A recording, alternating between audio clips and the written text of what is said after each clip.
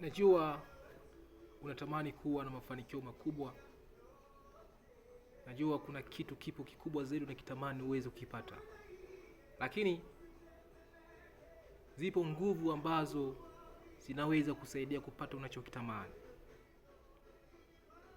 Kisoma katika maandiko matakatifu, Kumbukumbu la Torati 8:18, bali utamkumbuka Bwana Mungu wako, maana ndiye akupaye nguvu za kupata utajiri. Kwa hiyo leo unaweza kawa unahitaji kuwa bilionea, unahitaji kuwa quadrilionea, unahitaji kuwa trilionea.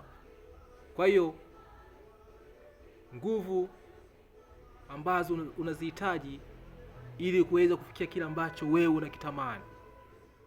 Moja, nguvu unahitaji kuwa na nguvu za kiroho. Kumbuka wewe ni roho ambao unaishi ndani ya mwili na una nafsi.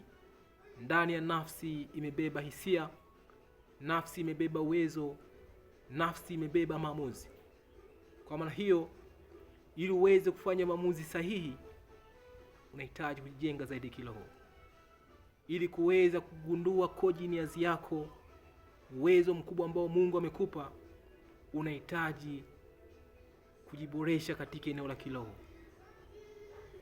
Ili kuweza kuwa na hisia chanya wakati wote, unahitaji kujijenga zaidi katika eneo la kiroho. Kumbuka hata Mungu ni roho ambaye haonekani kwa macho. Kwa hiyo ili uweze kuhusiana na Mungu, unahitaji kujijenga katika eneo la kiroho.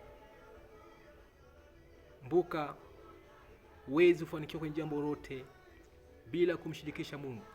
You can't be succeed without concerning your creator. Kwa hiyo moja nguvu ambayo unahitaji ili uweze kufanikiwa kwenye jambo ambalo unalifanya, ili uweze kupata kitu ambacho wewe unakitamani, unahitaji kuwa na nguvu za kiroho. Nguvu ya pili, unahitaji uwe na nguvu ya connections. Kwa maana unahitaji uwe na mtandao wa watu sahihi, watu ambao wanaweza kutaja katika nafasi ya juu zaidi, watu ambao wanaweza kusemea sehemu ambapo wewe mwenyewe huwezi kujisemea. Kwa hiyo unahitaji uwe na nguvu ya connection. Kumbuka connection ni watu ambao wewe unawafahamu.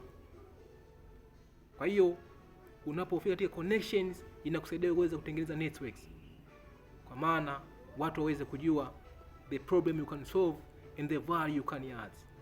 Kwa hiyo watu watakapojua tatizo ambalo unaweza kulitatua na thamani ambayo unaweza kuiadi kwao, inaweza kusaidia wewe kuweza kutaja katika nafasi za juu zaidi. Na nguvu ya tatu ambayo unahitaji ili uweze kupata kila ambacho unakitamani, unahitaji kuwa na nguvu za kiakili.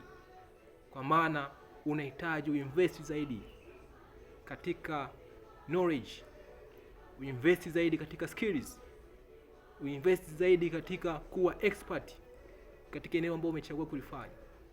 Na ili uweze kuwa expert katika eneo ambalo umelifanya, manake unahitaji uwekeze masaa 10,000 kwenye jambo ambalo umechagua kulifanya.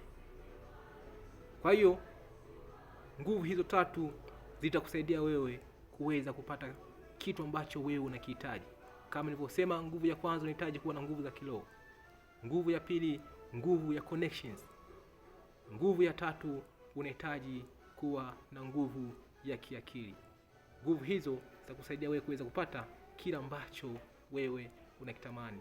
Najua unatamani kuwa na mafanikio makubwa zaidi. Bila kusahau, mafanikio yako ndiyo furaha yangu. Asanteni sana kunisikiliza. Na Mungu awabariki.